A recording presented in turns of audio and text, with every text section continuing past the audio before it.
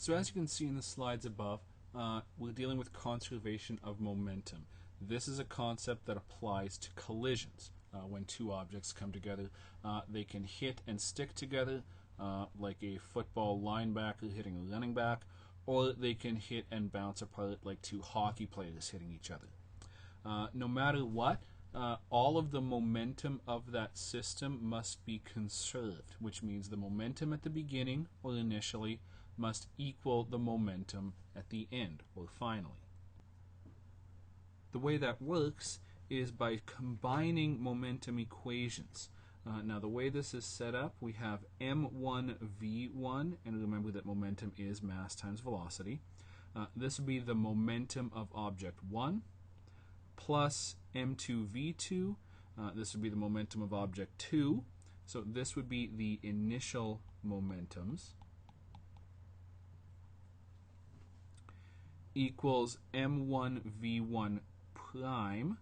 These apostrophes are primes. This would be the final momentum of object 1, because after the collision it most likely has changed. This m2v2 prime would be the final momentum of object 2. Now while this equation is a little bit bigger than the others that we've dealt with, in terms of level of difficulty, it's not as difficult as it may seem. As with any equation, the most important thing is identifying which variables are which. So we have a vacationer of mass 75 kg standing on a stationary raft of mass 55 kg. Vacationer walks towards one end of the raft at the speed of 2.3 meters per second. What are the magnitude and direction of the resulting velocity of the raft?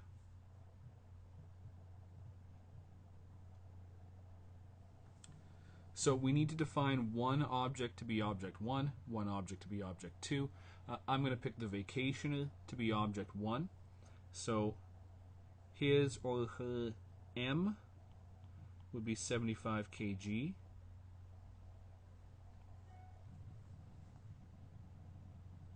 We have the mass of the raft. That's going to have to be m2,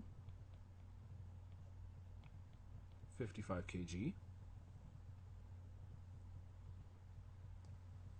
Now it's not said in numbers in the question, but the vacationer is standing, meaning not moving. So v1 for the vacationer would be 0 meters per second. And we're also told that we have a stationary raft. So the v of the raft would also be 0 meters per second.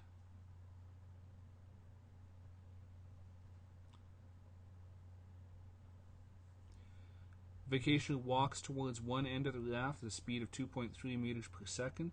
That would be v1 prime. That would be the final speed of the vacationer.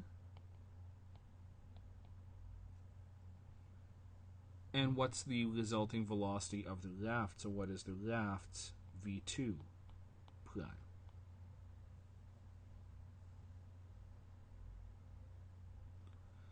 So I mean the equation is a little bit longer, but it's not that complex. As I said, the most complex thing is defining the variables, assigning one object to be object 1, another object to be object 2, and then dealing with sorting that out. So filling in what we know, m1 75 kg, v1 0, m2 55 kg, v2 0. We have m1 again in the equation, v1 prime 2.3 meters per second, m2 again 55 kg, and v2 prime is what we need to find.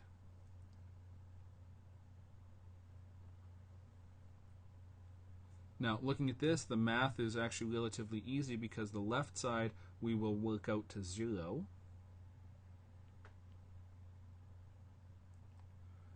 On the right side, 75 times 2.3 is 172.5.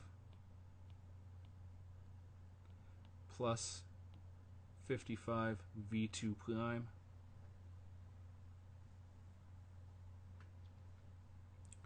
We could either subtract 172.5 or subtract 55 v2 prime. Doesn't matter. We need to get v2 prime by itself. I'm going to subtract the 172.5.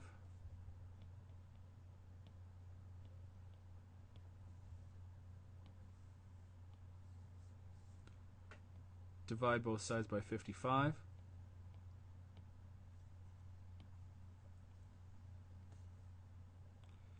This will need 2 sig figs, which will give us negative 3.1 meters per second.